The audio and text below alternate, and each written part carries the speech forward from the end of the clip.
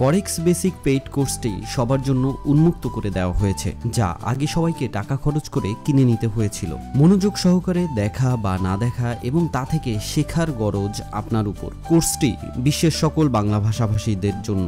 যেহেতু ফ্রি করে দেওয়া হয়েছে, তাই বাঙালির কাছে মূল্যহীনের মতন। ফ্রিতে গু খাইতে চাইলেও টাকার বিনিময়ে যে বালাম চাউল পাওয়া যায় তা ফ্রি করে দিলে তার প্রতি অনীহা একটু থাকেই। ফরেক্স বেসিক পেইড কোর্সটি ধাপে ধাপে ভিডিওর মাধ্যমে আপলোড করা হচ্ছে। ভিডিওর লাইক টার্গেট মিনিমাম 100, তারপরে অন্য ভিডিও আপলোড করা হবে। তাই লাইক শেয়ার করে সঙ্গে থাকুন। কোনো প্রশ্ন থাকলে ভিডিওর নিচে করুন, ডিসক্রিপশনে সবকিছু দেওয়া আছে। এ পর্বে আমরা জানার চেষ্টা করব ব্রোকারে স্প্রেড বা কমিশন কি। তার আগে একটা উদাহরণ দিই। ধরুন আপনি একটা ব্যবসা শুরু করবেন। কিসের ব্যবসা?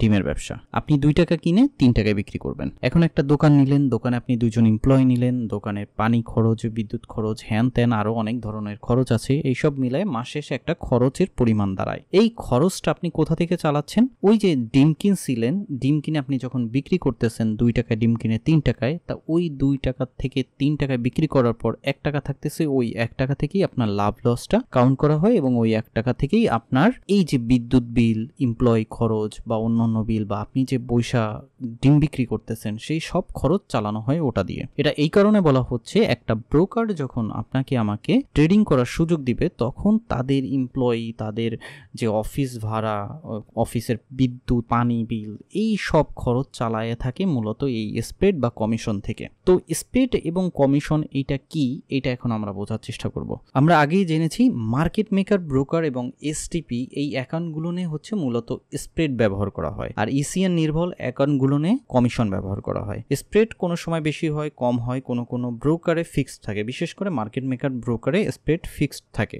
স্প্রেড গণনা করা হয়, আমরা যখন ট্রেড দিব তখন দেখবেন আস্ক লাইন এবং বিট লাইন থাকে। তো আস্ক লাইন এবং বিট লাইনের মাঝে যে পিপসের গ্যাপটা থাকে, ওই পিপসের যতটুক গ্যাপ থাকে ওই গ্যাপটুকেই ধরা হয় স্প্রেড।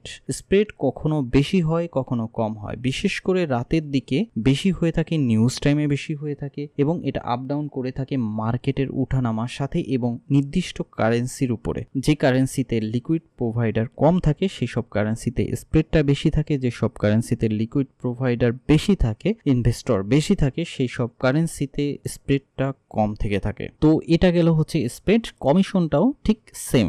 কমিশনটা মূলত ইসিএন মার্কেটের উপর ডিপেন্ড করতেছে। কমিশনের ক্ষেত্রে আস্ক লাইন এবং বিড লাইন একই লেভেলে থাকে, কিন্তু ওখান থেকে একটা কমিশন নেবে। আপনি যে লটে ট্রেড দিচ্ছেন সেই লট অনুযায়ী একটা কমিশন কাটা হবে এবং এই কমিশনটা দেখা যায় অনেক ব্রোকারে যখন আপনি লং টাইম ট্রেডে রেখে দিবেন তখন কমিশন চার্জটা বাড়তে থাকে। যত বেশি লং টাইম রাখবেন তত বেশি আপনার চার্জটা বাড়তে থাকবে। তো আমরা সংক্ষিপ্তভাবে বুঝে গেলাম স্প্রেড বা কমিশন কি এবং স্প্রেড এবং কমিশন মূলত কোন কাজে ব্যবহার করা হয়। এখন অনেকে বলে থাকেন যে স্প্রেড বেশি হয় এই ব্রোকারে, স্প্রেড কম হয় এই ব্রোকারে, স্প্রেড কমালা ব্রোকারটা ভালো। তো এই ক্ষেত্রে যে বিষয়টা চলে আসে সেটা হচ্ছে, আপনি যখন একটা ঘর ভাড়া নেবেন সেই ঘরের ভাড়া কম, কিন্তু সেখানে সময় মতন বিদ্যুৎ থাকে না বা পানি থাকে না, বা আপনি যে মালিকের কাছ থেকে ঘর ভাড়াটা নিছেন সেই মালিক সব সময় আপনাকে সাহায্য করতে এগিয়ে আসে না।